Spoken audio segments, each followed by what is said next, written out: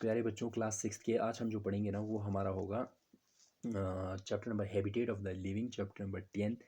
इसके बारे में आगे कंटिन्यू करेंगे। आगे कंटिन्यू करने से पहले मैं एक बार रिकैप्चुलेशन कर लेता हूँ, यानी एक बार रिपीट कर देता हूँ कि हमें इंपॉर्टेंट चीज़ें क्या क्या देखने को मिला अभी तक इस चैप्टर में। तो पहली चीज़ हमें ये पता चला कि हम जो पढ़ रहे हैं वो हमारा है हैबिटेट ऑफ लिविंग, यानी हैबिटेट ऑफ लिविंग का मतलब हो गया लिविंग थिंग के रहने की जगह, उस बारे में हम पढ़ रहे हैं। ठीक है, तो इसमें हमने पहली चीज़ इन्वायरमेंट पढ़ा। इन्वायरमेंट हमने क्या कहा? इन्वायरमेंट का मतलब हमारा माहौल हो गया। माहौल मतलब हमारे इर्द गिर्द जो चीज़ें हैं। लेकिन इर्द गिर्द में हमें पता है ना बहुत सारी चीज़ें हैं, लिविंग भी है नॉन लिविंग भी है। तो जो लिविंग नॉन लिविंग पार्ट है ना उनको हमने कहा कंपोनेंट ऑफ द इन्वायरमेंट। यानी इन्वायरमेंट उन सब को जमा करके, जितने सारी चीज़ें हमारे इर्द गिर्द है ना उन सब को जमा करके इन्वायरमेंट, और उसके जो हिस्से हैं ना उनको हमने कंपोनेंट कहा। जैसे कि हवा, हवा हमारे माहौल में है, इसको हमने क्या कहा है? इन्वायरमेंट के एक कंपोनेंट। जैसे कि हमारे गाय बकरी, ठीक है, वो हमारे माहौल में है, वो कंपोनेंट हो गया एक इन्वायरमेंट का। हमारे प्लांट्स, वो कंपोनेंट हो गया एक इन्वायरमेंट का। लेकिन इस हवा और इन प्लांट में क्या डिफरेंस है? हवा हमारा नॉन लिविंग है, ठीक है ना, और जो हमारा प्लांट है वो हमारा क्या है? लिविंग है। तो यहाँ से हमें एक चीज़ पता चला कि हमारे इन्वायरमेंट में जो कंपोनेंट होते हैं वो लिविंग भी हो सकता है नॉन लिविंग भी, यानी वो कंपोनेंट जिंदा भी हो सकता है और मुर्दा भी हो सकता है। जो चीज़ें हमारे इन्वायरमेंट में जिंदा चीज़ें हैं ना उनको हमने बायोटिक कहा। बायोटिक, बायो का मतलब लिविंग, बायोटिक का मतलब जिंदा चीज़ें हमारे माहौल के। और हमने जो चीज़ें जिंदा नहीं था, जो चीज़ें मुर्दा है, उनको हमने एबायोटिक कहा। ए लगाते ही उल्टा हो गया है ना, बायोटिक के आगे ए लगा दो, एबायोटिक। एबायोटिक का मतलब क्या हो गया? एबायोटिक का मतलब वो चीज़ें जो मुर्दा है, जो जिंदा नहीं है। तो कहीं भी एबायोटिक कंपोनेंट आ जाए तो हमारे इन्वायरमेंट पे वो कंपोनेंट जो एबायोटिक है। उसके बाद हमने ये देखा कि जो बायोटिक है वो एबायोटिक के ऊपर या फिर दूसरे बायोटिक चीज़ों पे, यानी जो जिंदा चीज़ें, जैसे कि हम लोग दूसरे जिंदा चीज़ों पे भी डिपेंड है और दूसरे मुर्दा चीज़ों पे भी डिपेंड है। जैसे कि मैं एग्जांपल में दे देता हूँ, हमने पहले ही बोला हुआ है ना हम प्लांट पे भी डिपेंड है, इस वजह से हम हवा पे भी डिपेंड है। हवा नॉन लिविंग, प्लांट लिविंग, तो हम दोनों पे डिपेंड हो गए ना। तो इस डिपेंडेंसी को हम इंटर डिपेंडेंसी कहते हैं। इसको क्या कहते हैं? Inter dependency. ठीक है, तो आज जहाँ से पढ़ना है वो पेज नंबर 135 का जो पैरा नंबर हमारे 135 के राइट साइड में पैरा नंबर फर्स्ट, वहाँ से पढ़ना है। ठीक है, पॉइंट नंबर 5 है ना उससे नीचे यहाँ पे लिखा है 10 plants, animals and micro organism inseparable dependent on each other and on the abiotic components of the environment. 10, इसीलिए हम क्या बोले? प्लांट और एनिमल है ना, प्लांट मतलब जानवर, एनिमल मतलब हमारे, प्लांट मतलब पेड़ पौधे और एनिमल मतलब जानवर, and micro organism, micro organism मतलब कीड़े मकोड़े, छोटे छोटे कीड़े, वो हमें दिखाई नहीं देते वो कीड़े, आर इनसेपरेबल, वो एक दूसरे से हम सेपरेट नहीं कर सकते, वो एक दूसरे के ऊपर पूरी तरह से डिपेंडेंट है। इनसेपरेबल का मतलब सेपरेट नहीं कर सकते। On each other and on the abiotic component of the environment, वो सिर्फ एक दूसरे पे डिपेंडेंट नहीं है, प्लांट और एनिमल सिर्फ एक दूसरे पे डिपेंड नहीं है, बल्कि उसके साथ साथ वो किस पे डिपेंड है? जो इन्वायरमेंट के एबायोटिक चीज़ें हैं, जो जिंदा चीज़ें जैसे कि हवा पानी है ना, उन पे भी हम लोग डिपेंड है। ठीक है ना, living organisms need to interact and depend on each other as well as the abiotic world for their survival। Living organism को क्या करना पड़ता है? अपना रिलेशन बना के रखना पड़ता है, किसके साथ? जो हमारे इन्वायरमेंट में दूसरे ऑर्गेनिज्म है ना उनके साथ। और उसके साथ साथ क्या करना पड़ता है? जो एबायोटिक वर्ल्ड है, एबायोटिक वर्ल्ड का मतलब जो नॉन लिविंग चीज़ें हैं हमारी दुनिया में, उनके ऊपर भी डिपेंड रहना पड़ता है, उनके ऊपर भी डिपेंड रहना पड़ता है। किस चीज़ के लिए? दियर सर्वाइवल, अपनी ज़िंदा रहने के लिए। सर्वाइवल होता है ज़िंदा रहना, यानी जो लिविंग चीज़ें हैं उनको ज़िंदा रहने के लिए दूसरे लिविंग चीज़ों पे, दूसरे ज़िंदा चीज़ों पे भी डिपेंड रहना पड़ता है। उसके साथ साथ वो किस चीज़ पे डिपेंड रहता है? मुर्दा चीज़ों पे भी डिपेंड रहता है। ठीक है ना। The Earth experiences a variety of climate conditions which make it suitable for survival of different species। फिर इसके बाद कहता है जो हमारा अर्थ है, जो हमारा ये ज़मीन है, वो क्या करता है? एक्सपीरियंस करता है। एक्सपीरियंस माने उसमें चेंज आते रहता है।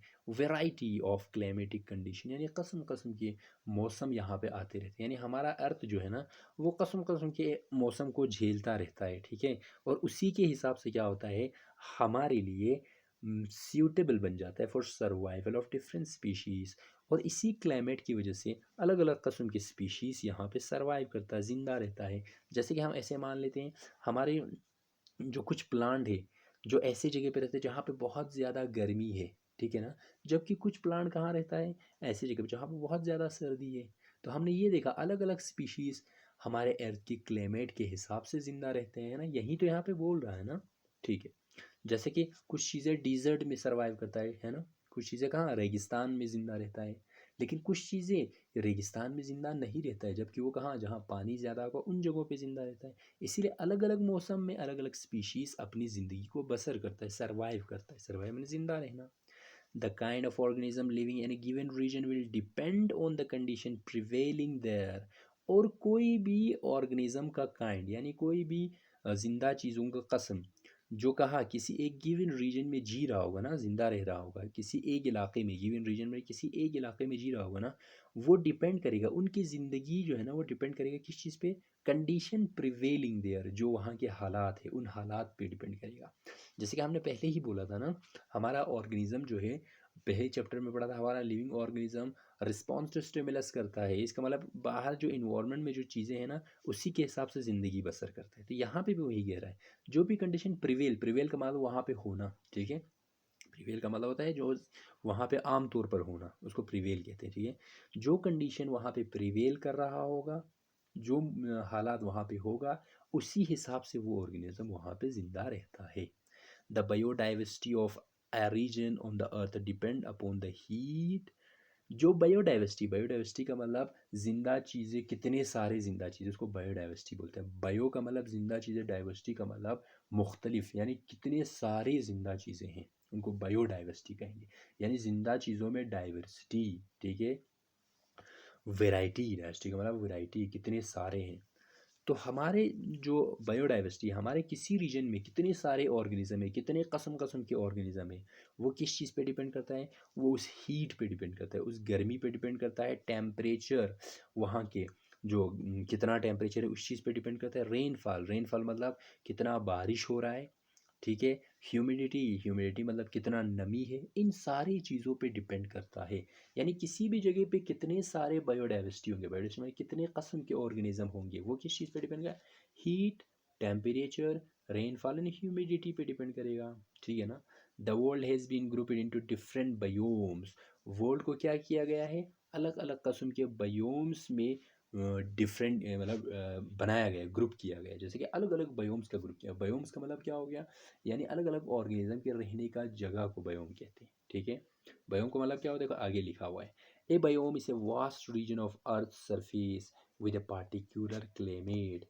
बायोम क्या होता है, इस ज़मीन के अलग अलग जगह जिनका अपना ही अलग मौसम हो। जैसे कि हमारा करगिल एक अलग बयोम हो गया क्योंकि हमारा मौसम अलग है ना। जबकि श्रीनगर एक अलग बयोम हो गया कि वहाँ पे क्या है, अलग क्लाइमेट है, according to which plant and animal are found in it. और उसी क्लाइमेट के, उसी मौसम के हिसाब से क्या होता है, प्लांट और एनिमल वहाँ पे पाया जाता है। तो बयोम का मतलब कोई भी रीजन जिसका अपना ही एक मौसम हो और उसी मौसम के हिसाब से वहाँ के जो लिविंग ऑर्गेनिज्म है वो अपना ज़िंदगी कर रहा हो। ठीक है, it include habitat of various type of organism dwelling in it.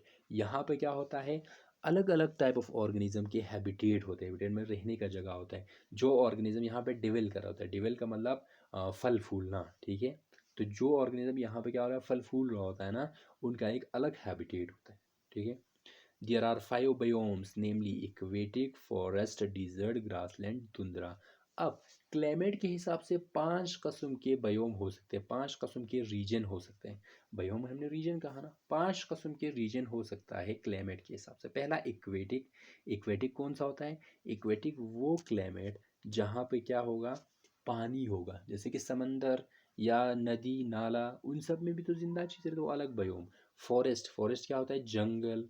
ठीक है, डिजर्ट, डिजर्ट क्या होता है, रेगिस्तान। ग्रासलैंड क्या होता है, जहाँ पे ग्रास होता है, ग्रास का मतलब ज़्यादा क्या होता है, ग्रास, ग्रास को हम क्या कहते हैं, ग्रासलैंड को क्या कहते हैं, जहाँ पे ज़्यादातर घास फूस होगा, यानी बड़े बड़े पेड़ पौधे नहीं होते, छोटे छोटे घास होते हैं, उनको हम क्या कहते हैं, ग्रासलैंड। ठीक है ना। उसके बाद हमें लास्ट में तुंद्रा। तो तुंद्रा हमारा वो जगह होता है जहाँ पे क्या होगा, छोटे छोटे प्लांट्स होंगे जैसे कि हर्ब्स शर्ब्स होंगे, ठीक है, जहाँ पे क्या होता है ज़्यादा बड़े बड़े ट्रीज नहीं होंगे, ठीक है। तो इनका अलग अलग बायोम बन जाते हैं, इनका अलग अलग रीजन बन जाता है और वो क्लाइमेट के हिसाब से बनता है, ठीक है ना। अब नीचे जाके आपको एक एक्टिविटी मिलेगा, सी सी एक्टिविटी 10.2। यहाँ पे आपको क्या करना है, आपको ये दिखाना है, डिपिक्ट करना है कि एक ऑर्गेनिज्म दूसरे ऑर्गेनिज्म से इंटरडिपेंडेंस कैसे, इंटरडिपेंडेंस और एक दूसरे पे कैसे डिपेंड है। तो आप कैसे बना सकते हो, जैसे कि मैं आपको बता देता हूँ। आप यहाँ पे एक ट्री बना लो, ठीक है। फिर ट्री से क्या करोगे, जैसे कि यहाँ पे एक इंसान, इंसान ट्री से क्या लेता है, इंसान ट्री से जैसे कि खाना लेता है, उसके अलावा वुड लेता है, ठीक है। या फिर आप ऐसा ग्रास बना लो, ग्रास से एक क्या बना लो, ग्रास के ऊपर डिपेंड रहेगा हमारा जो गाय बकरी, ठीक है, उसके ऊपर डिपेंड रहेगा हमारे इंसान। तो ऐसे आप एक दूसरे के इंटरडिपेंडेंसी दिखा सकते हो, ठीक है ना। उसके लिए डायग्राम बनाना है, डायग्राम बना के रखना है उसके लिए, ठीक है। तो आज यहीं तक रखते हैं, कल अगले वाले पेज 136 से हम स्टार्ट करेंगे, ठीक है ना।